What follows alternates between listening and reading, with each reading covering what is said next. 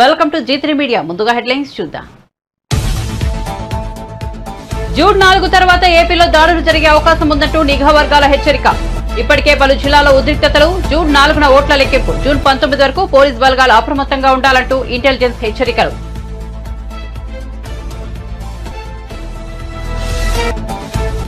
ఉత్తమ్ కుమార్ రెడ్డికి 1 గంట కూడా మంత్రిగా ఉండే అర్హత లేదు. రాజీనామా చేయాలన్న బీజేపీ శాసనసభాపక్ష నేత మహేశ్వర్ రెడ్డి. ధాన్యం కొనుగోలు కేంద్రాల్లో కోట్లాది రూపాయల చేతులు మారుతున్నాయని ఆరోపణ.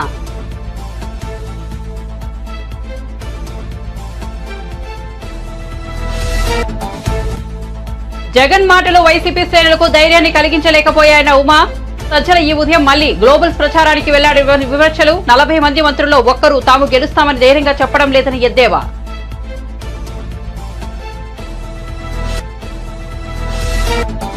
చంద్రబాబు పూర్తిగా నెగటివ్ క్యాంపెయిన్ చేశారన్న సజ్జల. ల్యాండ్ టైటిలింగ్ పై తప్పుడు ఆరోపణలు చేశారని మండిపాటు. వైసీపీ ఓడిపోతుందనే భ్రమలో టీడీపీ ఉందని ఎద్దేవా.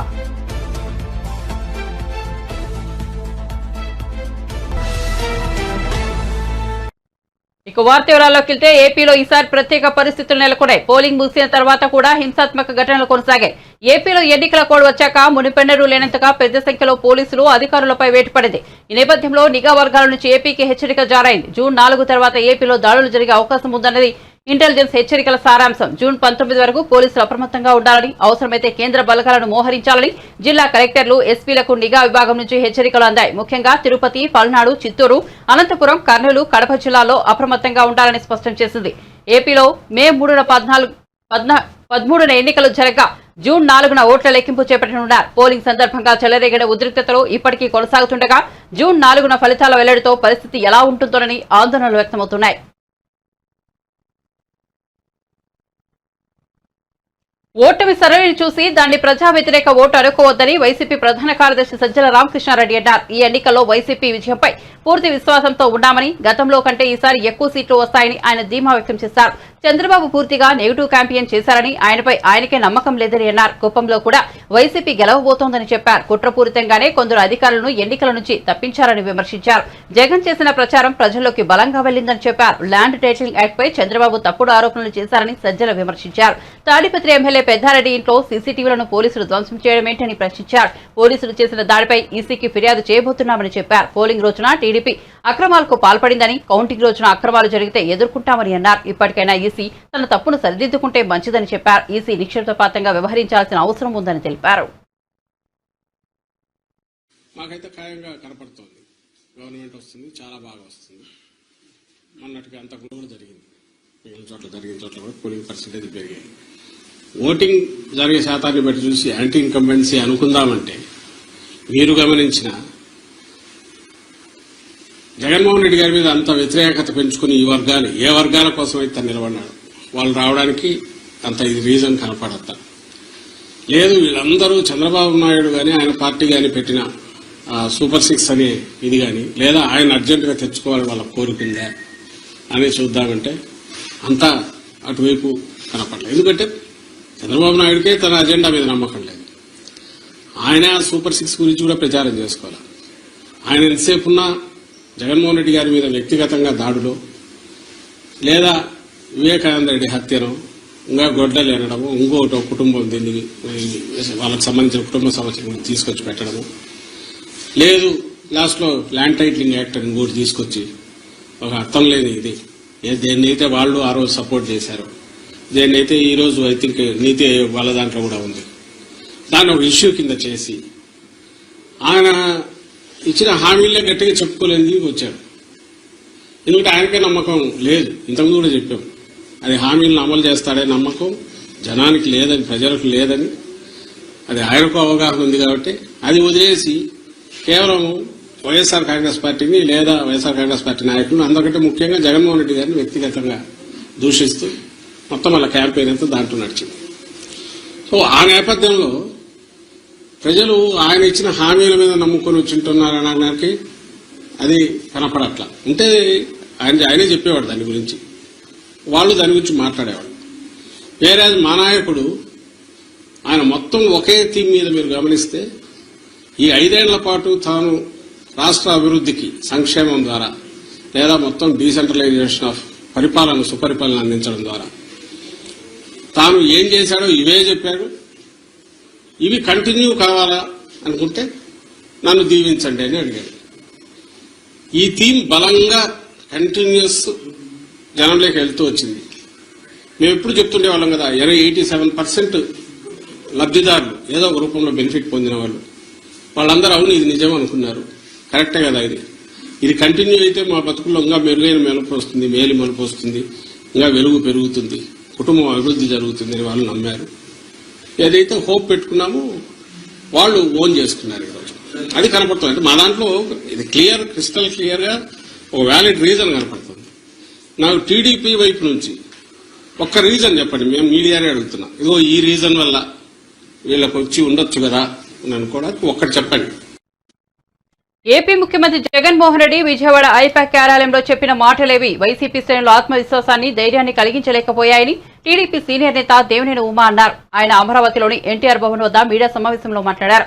జగన్ మాటలు పనిచేయకపోవడంతో ఉదయం ఆంధ్ర గ్లోబల్ సజ్జల రామకృష్ణారెడ్డి మీడియా ముందుకొచ్చారని పేర్కొన్నారు. నాడు పార్లమెంట్ భవనాన్ని హిట్లర్ ఎలా తగలబెట్టారని ప్రతిపక్షాలపై ఆరోపణలు. ఇప్పుడు గ్లోబల్స్ కూడా పెద్దారెడ్డి ఇంటిపై మేము దాడి చేశామని, మేము సీసీ కెమెరాలు పాల్గొట్టామని అసత్య ప్రచారం చేస్తున్నారని మండిపడ్డారు. ఆంధ్ర గ్లోబల్స్ సజ్జల రామకృష్ణారెడ్డి ప్రజల ముందుకు వచ్చాడు, మీడియా ముందుకు వచ్చాడు. ఆ రోజు పార్లమెంటు భవనం తగలబెట్టుకొని ప్రతిపక్షాల మీద ఆరోపణలు చేసిన హిట్లర్ ఏ విధంగా చేశాడో ఈరోజు గోబెల్స్ కూడా పెద్దారెడ్డి ఇల్లు మేము దాడి చేశామని, మేము సీసీ కెమెరాలు పగలగొట్టామని ఈ అసత్య ప్రచారాన్ని మళ్ళీ లేపుతా ఉన్నాడు. ఇవాళ జగన్మోహన్ రెడ్డి మాటల్ని కేడర్ నమ్మలేదు, కేడర్ కాడిపడేశారు. నాయకులు కార్యకర్తలు మీ మాటలు నమ్మే పరిస్థితిలో లేరు. ఒక చిన్న ఉదాహరణ, ఆర్టీఏ చిత్తూరు మీ పిఎల్ఆర్ ప్రాజెక్ట్స్ వెహికల్ నెంబర్ కూడా చెప్తాను. సజ్జల జగన్మోహన్ రెడ్డి మీ పిఎల్ఆర్ ప్రాజెక్ట్స్ వెహికల్సే AP39U E3857 లండన్ పోతా ఉన్నాడు.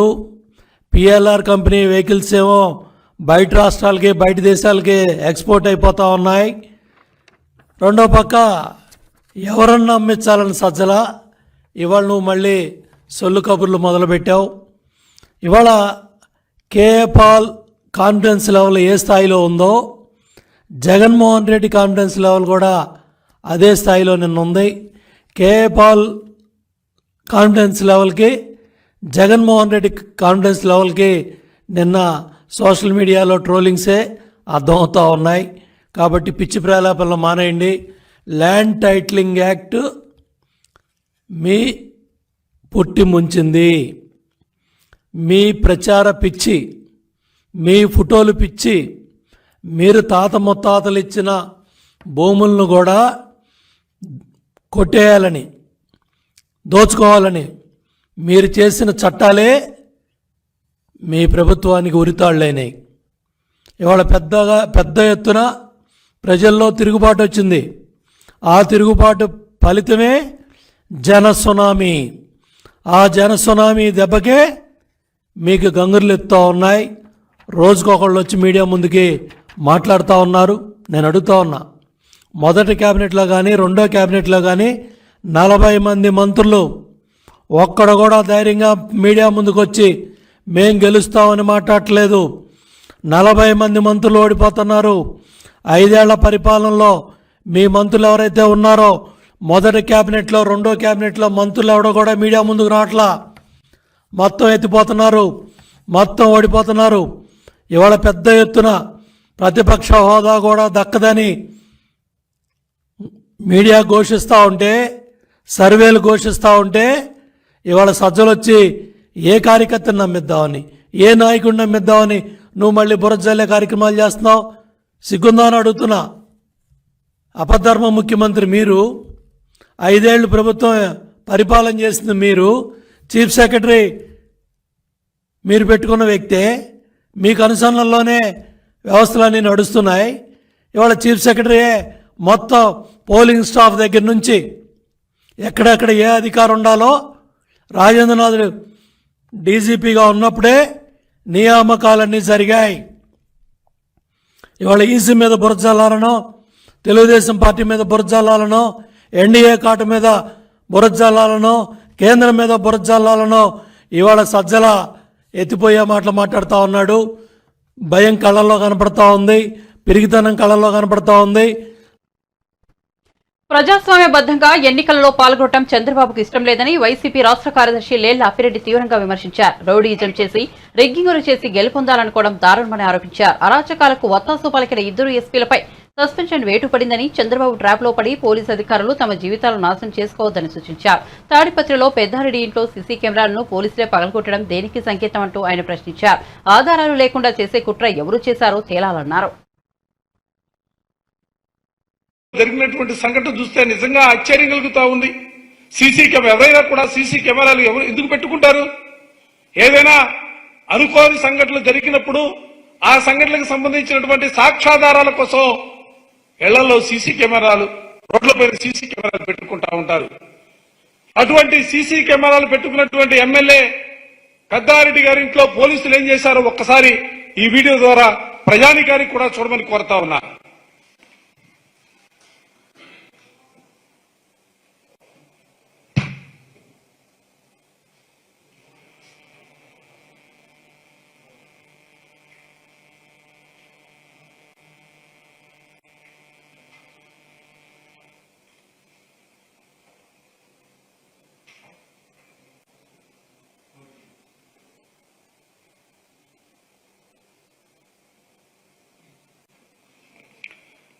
సాక్షాత్తు శాసనసభ్యుడిగా ఉన్నటువంటి పెద్దారెడ్డి గారి ఇంట్లో తీసుకెళ్తున్న దాడి చేసి శ్రీనివాసరెడ్డి గారి మామగారిని గాయపరిచి అక్కడ కూడా విధ్వంసం సృష్టించినటువంటి వైనం శ్రీనివాసరెడ్డి గారి ఇంటిపైన. ఆ వైనాన్ని కూడా చూడొచ్చు. తెలుగుదేశానికి సంబంధించినటువంటి వందలాది మంది కార్యకర్తలను వెంట పెట్టుకుని అక్కడ పోటీ చేస్తున్నటువంటి అభ్యర్థి ఏ విధమైనటువంటి దాడులకి పాల్పడ్డాడో దీనిలో కనపడతా ఉంది. శ్రీనివాసరెడ్డి గారి హాస్పిటల్ అది, వాళ్ళ మామగారికి దెబ్బలు తగిలాయి.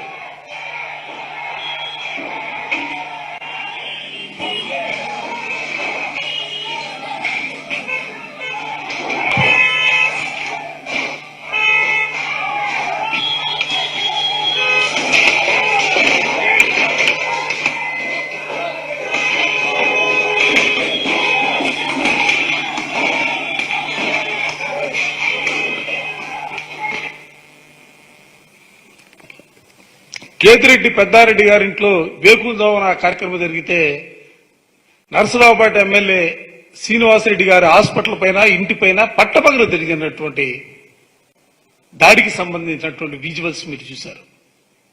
అసలు ఎటుపోతా ఉంది పోలీస్ వ్యవస్థ? ఎవరి ప్రయోజనాల కోసం మీరు పనిచేస్తున్నారో మీరు చదివినటువంటి చదువుకు సంబంధించి గారు ఒక్కసారి ఆలోచించమని చెప్పిన ఈ సందర్భంగా కోరుతా ఉన్నాను. ఏ విధమైనటువంటి ఫలితాలు ఉంటాయో చూశారు. పల్నాడు ఎస్పీ సస్పెండ్ చేశారు, అనంతపురం ఎస్పీని సస్పెండ్ చేశారు, తిరుపతి ఎస్పీని ట్రాన్స్ఫర్ చేశారు. అసలు ఇది ఒక ఎన్నికల్లో జరిగినటువంటి సంఘటనలకు సంబంధించి అధికారులు సస్పెండ్ చేయటం, ట్రాన్స్ఫర్ చేయటం అనేది సిగ్గుగా అనిపించట్లేదా? కేంద్రం నుంచి వచ్చాడు Deepak Mishra, police observer, retired IPS officer. ఆయన కనుసన్నల్లో మొత్తం ఇదంతా కూడా ఆయన కనుసన్నల్లోనే మొత్తం జరిగినటువంటి పరిస్థితులు కూడా నిన్ననే ఎన్నికల కమిషన్ గారికి, గవర్నర్ గారికి అందరికీ కూడా మేము మెమోరియల్ కూడా ఇవ్వడం జరిగింది. ఇవాళ వైఎస్ఆర్ కాంగ్రెస్ పార్టీ కోరుకుంటుంది కానీ ఈ రాష్ట్రంలో ఒక ప్రశాంతమైనటువంటి వాతావరణం ఉండాలని మా ముఖ్యమంత్రి జగన్మోహన్ రెడ్డి గారు ఆశపడతా ఉన్నాడు. ఆ రీతిగానే ఇవాళ రాష్ట్రంలో ఉన్నటువంటి వైఎస్ఆర్ కాంగ్రెస్ పార్టీ శ్రేణులన్నీ కూడా తెలుగుదేశం వారు ఎంత కవ్వించినా, ఎంత దాడులకు పాల్పడినా కూడా మేమందరం కూడా సమన్వయం పాటిస్తా ఉన్నాం. వైసీపీకి ఓటమి భయం పట్టుకుందని టీడీపీ ఉండి అభ్యర్థి ఎంపీ రఘురామకృష్ణరాజు అన్నారు. ఓటమి భయంతోనే పల్నాడు, తాడిపత్రి, తిరుపతి తదితర ప్రాంతాల్లో హింసాత్మక ఘటనలకు పాల్పడుతున్నారని చెప్పారు. సజ్జలతో పాటు వైసీపీ నేతల కళ్లలో భయం కనపడుతోందని వ్యాఖ్యానించారు. నోరు అబద్దం చెప్పినా కళ్ళు అబద్దం చెప్పవని అన్నారు. కూటమికి 130కి పైగా సీట్లు వస్తాయని తాను ఇంతకు ముందే చెప్పానని, ఆ సంఖ్య 150 సీట్లు దాటినా తాను ఆశ్చర్యపోనని చెప్పారు. గతంలో జగన్ కు 110 వస్తాయని అనుకుంటే 151 వచ్చాయని, దీన్ని ఎవరూ ఎక్స్పెక్ట్ చేయలేదని అన్నారు. ఈ మెజార్టీని జగన్ కూడా ఊహించలేకపోయారని చెప్పారు.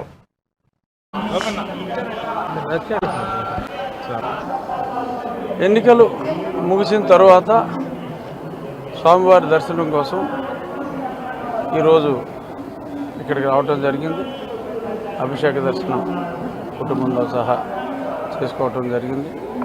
గతంలో కూడా నేను ఇప్పుడు నామినేషన్ వేసిన వెంటనే, ఆ తర్వాత ఎలక్షన్ అయిన తర్వాత స్వామివారి భక్తుడిగా ఇప్పుడు నేను వారి దర్శనం చేసుకోవటం నాకు అదొక రెగ్యులర్ చర్య.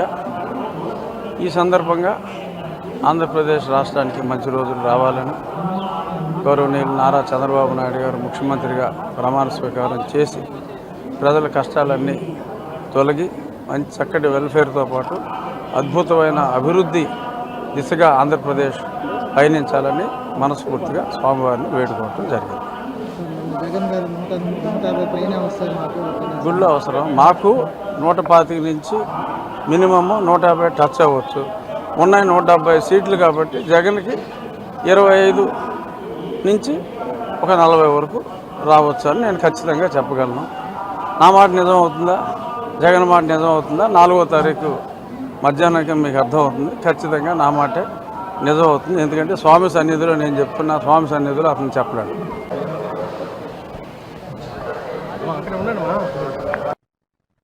వైఎస్ఆర్సీపీ నాయకులు ఆంధ్రప్రదేశ్ ను అరాచక ప్రదేశ్ గా మార్చారని బీజేపీ అధికార ప్రతినిధి భానుప్రకాష్ రెడ్డి మండిపడ్డారు. ఎన్నికల రోజు, ఆ తర్వాత కూడా విచ్చలవిడిగా దాడులకు తెగబడ్డారని దుయ్యబట్టారు. తిరుపతిలో నిర్వహించిన మీడియా సమావేశంలో ఆయన మాట్లాడారు. వైఎస్ఆర్సీపీకి ఓటేయకపోతే ప్రజల్ని చంపేస్తారా అని ప్రశ్నించారు. ఈ ఎన్నికల్లో ప్రజలు కసితో ఓటేశారని, రాష్ట్రంలో జగన్ అరాచక పాలన అంతం కావడం ఖాయమని భానుప్రకాష్ ధీమా వ్యక్తం చేశారు. ఆంధ్రప్రదేశ్ లో అంబేద్కర్ గారి రాజ్యాంగం పనిచేస్తుందా అని చెప్పి భారతీయ జనతా పార్టీ ప్రశ్నిస్తా ఉంది. ప్రశాంతంగా జరగాల్సినటువంటి ఎన్నికలు దొంగ ఓట్లతో, కరెన్సీ నోట్ల పంపకాలతో మొదలైనటువంటి ఎన్నికలు మరుసటి రోజు ఓటేసిన పాపానికి అధికార పార్టీ నాయకుల ఆగడాలు, అధికార పార్టీ నాయకుల దౌర్జన్యాలు మనగాని గమనించినట్టయితే మన ఆంధ్రప్రదేశ్లో ఉన్నామా, అరాచక ప్రదేశ్లో ఉన్నామా అని చెప్పి ప్రశ్నిస్తున్నాం. మేము మీకు ఓటేయకపోతే ఇళ్లలోకి వెళ్ళి దాడి చేస్తారా? మీకు ఓటేయకపోతే పెట్రోల్ బాంబులతో దాడి చేస్తారా? మీకు ఓటేయకపోతే వాహనాలు తగలబెడతారా? మీకు ఓటేయకపోతే ఇళ్లలకు దూరి మహిళలను కూడా చూడకుండా నిన్న విశాఖపట్నంలో గర్భవతి వారిని తనడం జరిగింది. అయ్యా లైన్లో రాయ ఎమ్మెల్యే గారు అంటే తెనాలిలో ఓటర్ని పట్టుకొని కొట్టడం ఎంతవరకు సమంజసం చెప్పండి? అంటే ఏం చేయాలనుకుంటున్నారు మీరు ఆంధ్రప్రదేశ్ని? 5 సంవత్సరాలు మీరు చేసింది చాలదా? తృప్తి లేదా మీకు? ఎన్నికల రోజు దౌర్జన్యం, ఎన్నికలు అయినాక దౌర్జన్యం. 4వ తేదీ వరకే మీ కథంతా. జూన్ 4వ తేదీ ఆంధ్రప్రదేశ్ రాష్ట్ర ప్రజలు ఆంధ్రప్రదేశ్లో అధికార మార్పిడిని అనుగుణంగా తీర్పు ఇవ్వడం జరిగింది. ఇంత కసితో ప్రజలు ఒక ప్రభుత్వాన్ని దింపాలి అని చెప్పి ఓటేసినటువంటి సందర్భం నేను మొన్ననే చూడడం జరిగింది. ప్రజలకు రక్షణ కల్పించాల్సినటువంటి పోలీసుల మీద అధికార పార్టీ నాయకులు దౌర్జన్యం. తిరుపతిలో ఆ గన్మెన్ మీద ఈ సమిటితో దాడి చేయడం జరిగింది. రక్తగాయాలైన రావడం జరిగింది. పొరబాటున అది తలకు తగిలింటే ఈరోజు పరిస్థితి ఏం చెప్పండి? అంటే మీరు ఉద్దేశపూర్వకంగా ప్రీ ప్లాన్డ్గా వచ్చారని చెప్పి అర్థమైపోతా ఉంది. ఎస్పీని సస్పెండ్ చేశారు, నిన్న కొందరు పోలీస్ అధికారులను సస్పెండ్ చేశారు. అధికారుల మీద చర్యలు తీసుకున్నారే, రాష్ట్రం మొత్తం మీద అధికార పార్టీ నాయకుల మీద ఎందుకు మీరు ఇంకా చర్యలు తీసుకోలేదు? చెంప చెల్లుమనిపించినటువంటి ఆ ఎమ్మెల్యేని అరెస్ట్ చేయండి. దీని వెనకాల కుట్రదారులు, సూత్రధారులు వెనకాలుండి ముందుకు పంపించినటువంటి రాజకీయ నాయకులు వాళ్ళని అరెస్ట్ చేయండి. వరుస సంఘటనలు జరుగుతున్నాయంటే ఇది పూర్తిగా పోలీస్ అధికారుల వైఫల్యంగా మేము భావిస్తున్నాం. ఇదే అధికార పార్టీ నాయకులు నిన్న ఆయన అంబటి రాంబాబు గారు అబద్ధాలకి కేర్ ఆఫ్ అడ్రస్. ఆయన నోరు తెరిస్తే అబద్ధాలు. ఆయన అంటాడు ఇంకో కూటమి గెలిచింది అని. ఏంది అంబటి గారు మీరు మాట్లాడేది? మీ భుజాన్ని మోసినందుకు, మీ పార్టీని మోసినందుకు ఈరోజు అధికారులు బలైపోయారు. ఈరోజు మళ్ళా దాన్ని మాకు ప్రతిపక్షాలకు మసిపూస్తారు. మిమ్మల్ని తార డబ్బాలు ముంచేశారు ఆంధ్రప్రదేశ్ ప్రజలు. ప్రశాంతంగా ఉండాల్సినటువంటి ఆంధ్రప్రదేశ్ని అగ్నిగుండంగా చేసేశారు అధికార పార్టీ వాళ్ళు. ఎవరిని స్పేర్ చేసే ప్రసక్తే లేదు. ఐపాక్ మాటలు సీఎం నమ్మారు. వాళ్ళు చెప్పింది ఏమంటే వైసీపీ ప్యాక్ అయిపోయింది, ఆంధ్రప్రదేశ్లో ఎన్డీఏ అధికారంలోకి రాబోతా ఉంది, ఎన్డీఏ మిత్రపక్షాలు అధికారంలోకి రాబోతున్నాము, ఇది ప్రజా తీర్పు. ఐప్యాక్ ఏందండి, దాని మాటలు ఎవరు నమ్మరు. అంతే. ఇటీవల ముగిసిన సార్వత్రిక ఎన్నికలపై టీడీపీ సీనియర్ నేత మాజీ మంత్రి ఆనం రామనారాయణ రెడ్డి సంచలన వ్యాఖ్యలు చేశారు. నెల్లూరు జిల్లా అధికారుల్లో చాలా మంది తమకు సహకరించలేదని ఆరోపించారు. జిల్లా యంత్రాంగం మొత్తం అధికార పార్టీకే కొమ్ము కాసిందని పేర్కొన్నారు. జిల్లాలోని మర్రిపాడు మండలం సమస్యాత్మకమైనదని, అక్కడ నాటు బాంబులు విసురుతున్నారని పేర్కొన్నారు. ఇక్కడ సమస్యాత్మకమైన 10 బూతుల వివరాలను ఎన్నికల కమిషన్ కు, ఆర్ఓకు, కలెక్టర్, ఎస్పీకి అందించినా ఆయా బూతుల వద్ద ఆర్మూడ్ పోలీసులను పెట్టలేదని ఓ మహిళా కానిస్టేబుల్ ఎన్సీసీ క్యాడెట్ పెట్టి ఊరుకున్నారని తెలిపారు. దీన్ని బట్టి అధికార యంత్రాంగం ఎవరికి సహకరించిందో తెలుసుకోవచ్చని తెలిపారు. నెల్లూరు పార్లమెంట్ ఇన్ఛార్జ్ అయినటువంటి మాజీ మేయర్ శ్రీ అబ్దుల్ అజీజ్ గారికి, అలాగే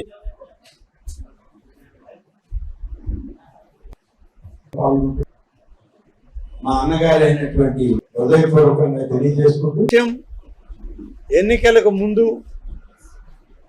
అసలు ఈ ఎన్నికల్లో సజావుగా నిర్వహించడానికి మాకు చాలామంది అధికారులు సహకరించలేదు, కొద్దిమంది మాత్రమే సహకరించారు. అధికారులుగా ఎన్నికల నిర్వహణలో పెద్ద ఎత్తున సహకారం అందించాల్సిన, అన్ని పార్టీలని సమానంగా చూడాల్సినటువంటి జిల్లా అధికార యంత్రాంగం అధికార పార్టీకి కొమ్ము కాసింది అని చెప్పడానికి మేమేమి వెనకడుగు వేయడం లేదు. ఉదాహరణకి చెప్పాలి అంటే, ఆత్మకూరు నియోజకవర్గంలో నేను అన్ని బూతులు తిరిగాను. నాతో పాటి కొంబి లక్ష్మీనాయుడు గారు మాజీ శాసనసభ్యులు విజయరామరెడ్డి గారు, అలాగే పెద్దలు రవీంద్రారెడ్డి గారు, బ్రహ్మారెడ్డి గారు అందరం కలిసి తిరిగాం. ఎక్కడికి వెళ్ళినా ఎక్కడ కూడా ఆర్ముడ్ పోలీస్ కనిపించినటువంటి దాఖలాలు లేవు. మరీ ముఖ్యంగా మర్రిపాడు మండలం అంటేనే సార్వత్రిక ఎన్నికల్లో ఒక ప్రత్యేకత ఉంది.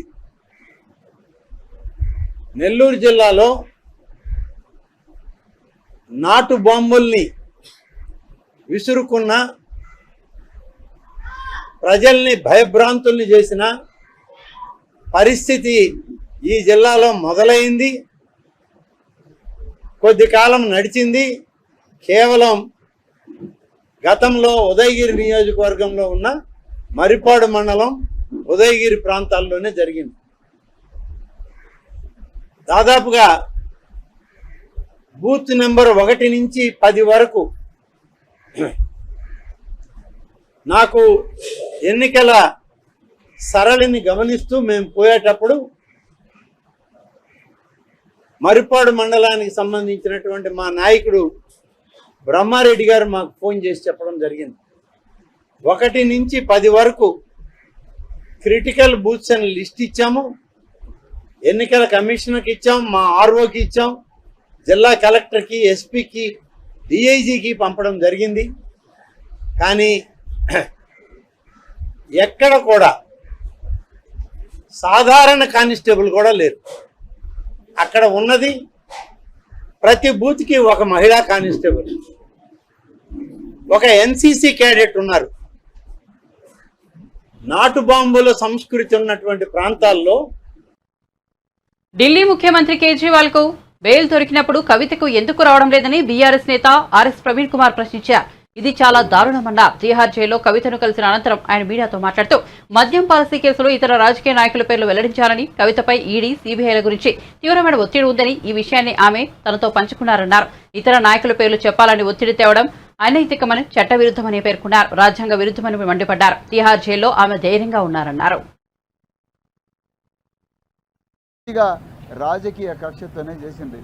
నిజానికి ఢిల్లీ లిక్కర్ పాలసీ, ఢిల్లీ గవర్నమెంట్లో వాళ్లకు ఎక్కువ ఆదాయం రావడం కోసం మరి ఢిల్లీ గవర్నమెంట్ ఒక పాలసీ తీసుకున్నది. ఈ దేశంలో ఏ రాష్ట్ర ప్రభుత్వమైనా కేంద్ర ప్రభుత్వమైనా వాళ్ళ ఆదాయం పెంచుకోవడం కోసం రకరకాల పాలసీలు చేసుకుని ఆ పాలసీల ఇంప్లిమెంటేషన్లో పాల్గొన్న ప్రతి వ్యక్తి నేరస్తుడు అయితే మరి కేంద్ర ప్రభుత్వం కూడా నేరస్తుడు అవుతుంది కదా. కేంద్ర ప్రభుత్వం మొన్ననే రైతుల నల్ల చట్టాలు తీసుకొచ్చిండ్రు. సాక్షాత్తు దేశ ప్రధానమంత్రి నరేంద్ర మోడీ గారే ఈ నల్ల చట్టాలు తీసుకొచ్చిండు. మరి తీసుకొచ్చి మళ్ళీ ఒక 6 నెలల తర్వాత మళ్ళీ వాటిని విత్డ్రా చేసిండ్రు. మరి ఇప్పుడు నరేంద్ర మోడీ గారు ఎవరి ప్రయోజనాల కోసం ఆ కేసు తీసుకొచ్చిండ్రు? మరి నరేంద్ర మోడీ గారిని కూడా అరెస్ట్ చేయాలి కదా. మరి దీని గురించి ఎప్పుడైనా ఆలోచించిండ్రా? ఆలోచించలేదు. అంటే ప్రధానంగా ఈ ఈడీలో సెక్షన్ 50 ఉందని చెప్పేసి ఈ సెక్షన్ 50లో మరి burden of proof lies on the accused. అంటే ఈ బర్డెన్ ఆఫ్ ప్రూఫ్ అంటే ఈ తన నిర్దోషిత్వాన్ని నిరూపించుకోవడం అనేది నిందితురాలి మీదనే ఉంటుంది. కాబట్టి అంతవరకు వాళ్ళని జైల్లో పెట్టొచ్చన్న ఒక చిన్న ప్రొవిజను ఒక సుప్రీం హైకోర్టు జడ్జిమెంట్ని తీసుకొని దాన్ని అడ్డంగా పెట్టుకొని రాజకీయ ప్రత్యర్థులందరినీ కూడా మరి వాళ్ళ గొంతు నొక్కే ప్రయత్నం ఇవాళ బీజేపీ ప్రభుత్వం చేస్తున్నది. నిజానికి ఇది చాలా హాస్యాస్పదంగా ఉన్నది. కల్వకుంట్ల కవిత గారి మీద ఈ కేసు పెట్టడం, మిగతా వాళ్ళ మీద పెట్టడం. నిజానికి ఇందులో ఈ క్రైమ్లో ఎక్కడ డబ్బు దొరకలేదు. నిజానికి పిఎంఎల్ఏ వైఎస్ఆర్సీపీ నేతల నుంచి తన కుటుంబానికి ప్రాణహాని ఉందని భద్రత కల్పించాలని గొట్టిముక్కల సుధాకర్ హైకోర్టులో పిటిషన్ దాఖలు చేశారు. గుర్తు తెలియని వ్యక్తులు తెనాలిలో తమ ఇంటి వద్ద సంచరిస్తున్నారని తెలిపారు. ఈ విషయంపై సుధాకర్ శుక్రవారం గుంటూరు జిల్లా ఎస్పీని కలిశారు. కోర్టు ఆదేశాల మేరకు రక్షణ కల్పించాలని విజ్ఞప్తి చేశారు. గుంటూరు జిల్లా తెనాలిలోని ఐతానగర్ పోలింగ్ కేంద్రంలో ఈ నెల 13న క్యూ లైన్లో వచ్చి ఓటేయాలని చెప్పినందుకు సుధాకర్ అనే ఓటర్పై వైఎస్ఆర్సీపీ ఎమ్మెల్యే శివకుమార్ అతని అనుచరులు విచక్షణారహితంగా దాడి చేసిన విషయం తెలిసిందే. మా ఇంటి దగ్గర ఎవరో అనుమానాస్పదంగా తిరగటం అలా అనిపించి కొంచెం అంటే వాళ్ళందరికీ ప్రాణహాని ఉందనే అనుమానం నాకు వచ్చింది. అందుకని మేము హైకోర్టుని ఆశ్రయించడం జరిగింది.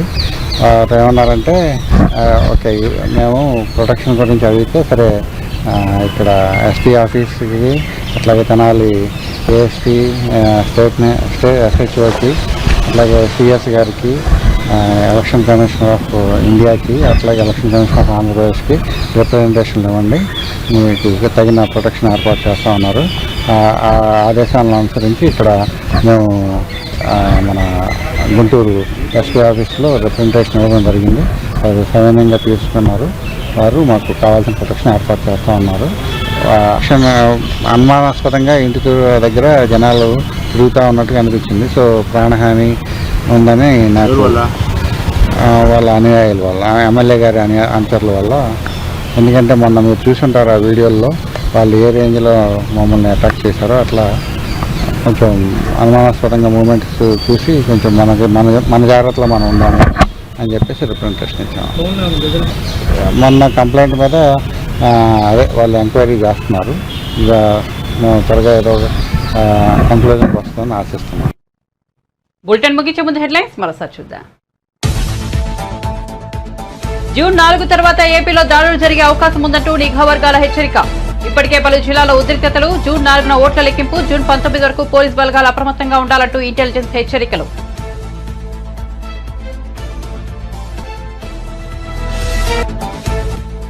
ఉత్తమ్ కుమార్ రెడ్డికి 1 గంట కూడా మంత్రిగా ఉండే అర్హత లేదు. రాజీనామా చేయాలన్న బీజేపీ శాసనసభ పక్ష నేత మహేశ్వర్ రెడ్డి. ధాన్యం కొనుగోలు కేంద్రాల్లో కోట్లాది రూపాయల చేతులు మారుతున్నాయని ఆరోపణ.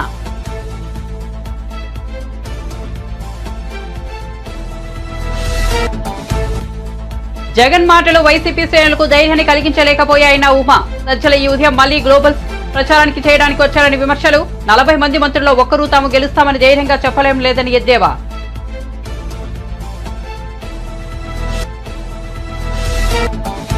చంద్రబాబు పూర్తిగా నెగిటివ్ క్యాంపెయిన్ చేశారన్న సజ్జల. ల్యాండ్ టైటిలింగ్ పై తప్పుడు ఆరోపణలు చేశారని మండిపాటు. వైసీపీ ఓడిపోతుందనే భ్రమలో టీడీపీ ఉందని ఎద్దేవా.